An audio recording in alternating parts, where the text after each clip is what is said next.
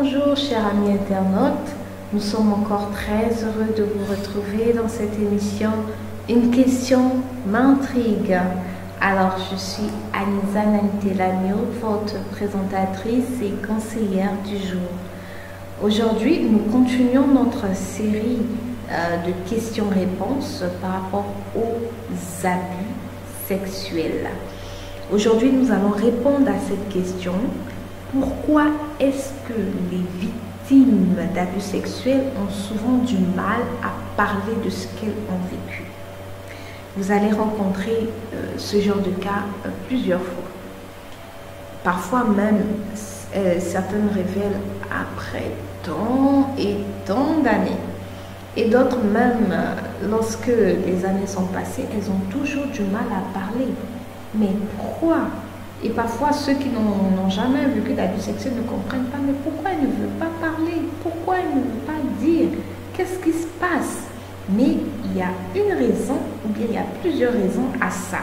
Et c'est ce que nous allons découvrir dans cette émission d'aujourd'hui. Alors, qu'est-ce qui se passe? D'abord, premièrement, les victimes, elles ont subi un abus. Comme nous l'avons vu lors de la première partie de cette série d'interrogations sur les abus, l'abus, c'est vraiment un acte horrible. Sans que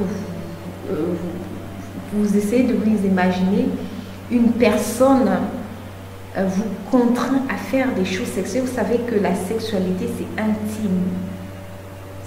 C'est vraiment quelque chose de précieux. C'est quelque chose qu'on veut garder précieusement.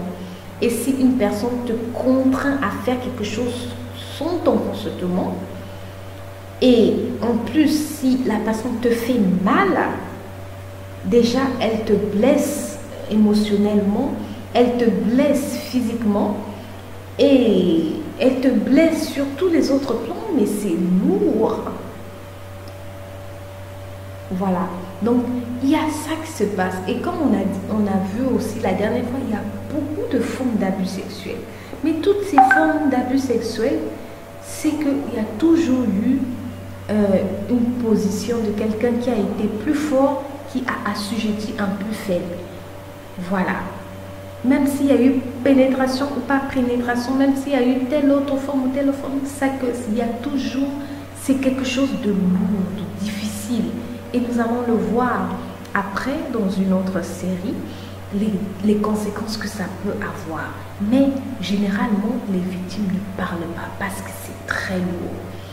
Et elles ne parlent pas déjà premièrement parce que elles n'arrivent même pas.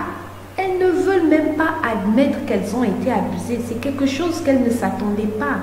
Surtout quand ça s'est passé quand elles étaient petites. Elles ont grandi, elles commencent à comprendre. Ah, ce que j'ai vécu c'était ça. Ah, ce que j'ai vécu c'était ça. Mais parfois elles préfèrent même sombrer dans l'oubli. Elles préfèrent oublier que de dire que j'ai subi un abus sexuel. Et beaucoup même commencent à vivre dans le déni total. Or, en faisant ça, c'est très dangereux pour elles parce que ce genre de situation, quand on a subi un abus, il faut en parler. Parler, ça fait partie de la première étape de la guérison d'un abus sexuel. Même si c'est douloureux, même si c'est dur, il faut prendre son courage et parler.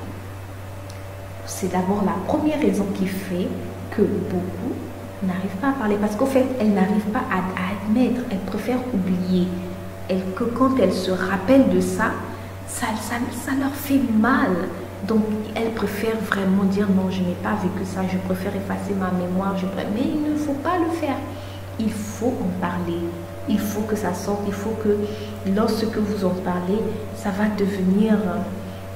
ça va vous aider déjà premièrement à vous habituer à prendre conscience de ce que vous avez vécu, mais également ça va vous transformer petit à petit et jusqu'à ce que le fait que vous vous rappelez de ça, ça ne puisse plus vous faire autant mal comme avant. Voilà. Et il y a une autre chose aussi qui fait que les victimes d'abus sexuels n'arrivent pas à parler, c'est parce qu'elles se culpabilisent. Elles se disent, ah, j'ai subi, surtout c'est quand elles ont subi ça quand elles étaient très jeunes, naïves, ou bien quand elles étaient en position, parce que évidemment, la majorité des cas, ça on est en position de faiblesse, elles se disent, mais j'aurais pu me défendre. Pourquoi j'ai laissé que cette personne ou cet abuseur ou que, voilà, me tripoter? J'aurais pu faire ceci, j'aurais pu faire cela. Et elles se culpabilisent. Si au moins j'avais pu faire ça, ça n'allait pas m'arriver. Et c'est ça aussi, c'est très dangereux pour les abusés de raisonner comme ça. D'accord? Parce que quand on raisonne comme ça, quand on se culpabilise, on ne va pas s'en sortir. Il faut arriver à se dire, ce n'est pas de ma faute. C'est vrai, l'abuseur a usé de force et que même si on avait une arme, on pouvait, je ne sais pas, taper sur la tête de l'abuseur et ça allait passer, mais ce n'est pas ma faute. On n'aurait pas pu l'éviter. Voilà. Donc, il faut que la victime puisse arriver à admettre ça. Voilà. Donc, il y a une autre raison qui fait également que les victimes d'abus sexuels ne parlent pas.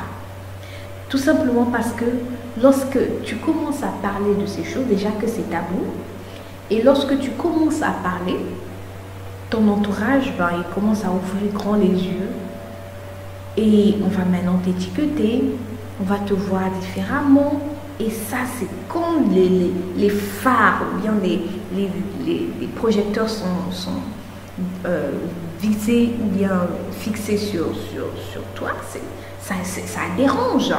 Donc, généralement, les abusés, elles se disent, non, je préfère vraiment me taire. Voilà. Et surtout, c'est lorsque il y a des situations, surtout que lorsque on connaît la personne qui nous a abusé, et que la personne qui nous a abusé, c'est quelqu'un qui a vraiment, soit c'est quelqu'un qui a beaucoup d'honneur dans la société, c'est quelqu'un qui est bien respecté et tout ça. Et lorsque toi, tu vas venir pour dire, non, telle personne m'a fait ceci, mais ça sera ta parole contre la parole de cette personne qui est bien respectée. Et après, on va juste te traiter de menteuse. Donc, au fait, c'est tout ça qui fait que la victime dit, ah, je préfère me taire.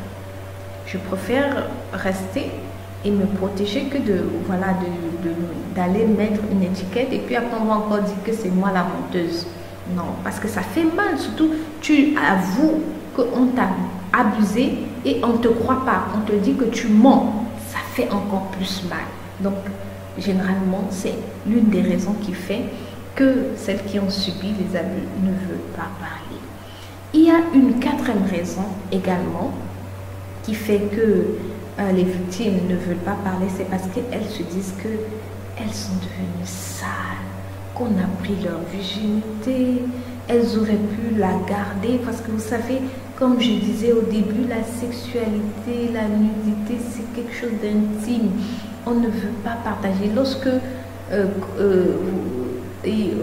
par exemple vous donnez votre sexualité à votre époux, à votre mari, vous savez, c'est quelque chose, vous partagez une intimité avec lui, vous formez un, c'est ce que la Bible dit, c'est quelque chose d'intime, c'est particulier. Et lorsque quelqu'un que vous ne connaissez pas ou quelqu'un qui vous a pris cela, qui a pris votre intimité forcée, mais on se sent sale, on se sent humilié, on se sent bizarre, déshonoré, diminué.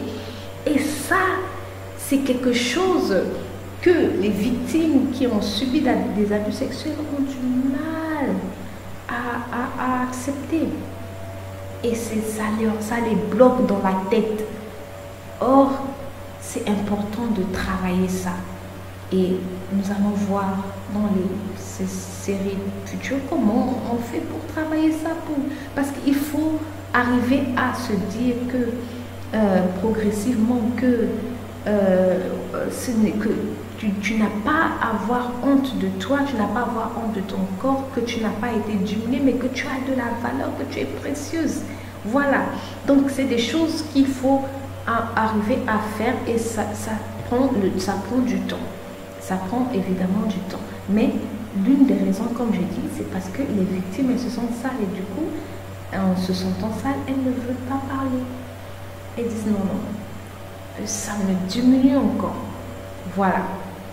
La cinquième raison qui fait que les victimes ne veulent pas parler, c'est justement parce que elles ont développé une certaine rancune, une certaine haine vis-à-vis de l'agresseur. Surtout lorsque cette personne, on la connaît et que la personne a vraiment soit usé de force, soit usé de tromperie, soit vraiment la personne, on la connaissait et que la personne nous a fait ça. Ah, on est colérique, on est fâché, on ne peut pas, on ne veut plus supporter la personne. Et ce sentiment de colère nous range. Et dès qu'on voit la personne, on a le nom de la personne dans la tête, on est très en colère. Voilà, ça c'est l'une des raisons. Et une autre raison également qui fait aussi, c'est que on devient tellement aigri envers tout le monde, on met tout le monde dans le même sac. On ne s'aime même soi-même, on ne s'aime plus. On se dit, qu'est-ce que je suis devenue? On commence à négliger son corps, on se traite, on n'a plus confiance en soi-même, on déteste tout le monde et tout le monde est dans le même sac, tous les hommes sont pareils, on commence à vraiment généraliser tout et cette haine, cette rancune grandissante, c'est ça qui détruit. C'est ça qui détruit. Et nous allons apprendre également comment arriver à se défaire de cette haine petit à petit. Voilà. Et c'est quelque chose de difficile et il faut vraiment être suivi, surtout lorsqu'on est arrivé à cette étape-là. Il faut être suivi par un conseiller qui va vraiment vous accompagner. Sinon, parce que ce genre de situation, lorsque vous arrivez à cette haine-là, à ce problème, lorsque vous vous aimez plus, lorsque vous avez de la haine vis-à-vis de votre agresseur, lorsque vous n'avez plus confiance en vous, ça va vous emmener très loin. Vous allez avoir des problèmes de santé, vous allez maltraiter votre corps comme pas possible. Il y a des gens même qui commencent à se mutiler, qui commencent à se couper. Il y a des gens même qui arrivent maintenant qui disent je ne peux plus me supporter, qui veulent maintenant aboutir au suicide. Et là, il faut de l'aide. Il faut forcément de l'aide. Si vous sentez que vous êtes dans ce genre de cas, trouvez une personne qui va vous accompagner. C'est ce que nous suggérons. Alors, il y a plein d'autres vraiment situations ou raisons qui font que les victimes n'arrivent pas à parler. Mais vraiment, ça, ce sont les principales que nous avons citées. Il y a toutes ces formes, toutes ces situations-là. Comme je dis, c'est quelque chose de difficile que les victimes ont vécu. Il ne faut pas sous-estimer. Lorsqu'on n'a pas vécu ce genre de choses, on a tendance à prendre ça assez légèrement. Mais il ne faut pas sous-estimer. Il ne faut pas également, lorsque vous entendez une personne qui a vécu ce genre de choses, que vous doutiez, que vous banalisez ça parce que ça fait encore plus mal. Et la personne va vraiment encore bien se renfermer et ne plus parler du tout. Voilà. Donc vraiment, c'est des choses qui arrivent et c'est important. Mais comme nous l'avons vu, toutes ces situations qui font que les victimes n'arrivent pas à parler, c'est des choses qui arrivent, mais il faut que les victimes puissent arriver à se défaire et avouer ou parler ou se confier à un conseiller ou à une personne de confiance qui vont les aider vraiment à s'en sortir. Parce que tant que ça reste en nous, on ne va pas guérir. On ne va pas aller plus loin. Voilà. Donc, ça, c'est pour la réponse d'aujourd'hui. Pourquoi les victimes ont vraiment du mal à parler de ce qu'elles ont vécu. Nous allons nous arrêter là pour aujourd'hui encore. Et nous vous encourageons, en tout cas, si vous avez été victime d'un abus sexuel, si vous avez été de victime d'un viol ou quelque autre forme d'abus sexuel, nous vous encourageons. Trouvez dans votre entourage une personne de confiance ou alors trouvez un conseiller qui va vous aider parce que vous avez besoin d'aide. Vous avez besoin d'aide qui va vous accompagner par rapport à cette étape, par rapport à cette situation difficile que vous avez subie, que vous avez endurée. Et nous vous disons également par avance qu'il y a un moyen d'en sortir. Il y a un moyen d'en sortir et Dieu par-dessus tout est la solution. Voilà, que Dieu vous bénisse. Nous vous disons à bientôt pour la prochaine réponse dans cette série d'interrogations. À bientôt!